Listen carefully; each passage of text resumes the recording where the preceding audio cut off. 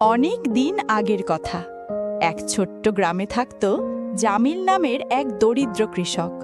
সারাদিন ক্ষেত খামারে কাজ করেও তার সংসার কষ্টে চলত।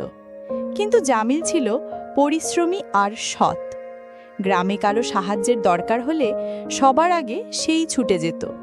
কখনো বৃদ্ধের ঘরে চাল পৌঁছে দিত, কখনো অসুস্থ প্রতিবেশীর জন্য ওষুধ আনত। একদিন এক ধনী ব্যবসায়ী গ্রামে এলো।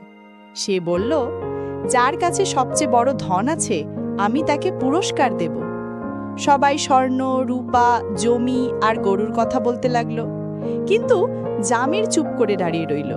ব্যবসায়ী তাকে জিজ্ঞেস করল, তুমি কি কোনো ধনের কথা বলবে না?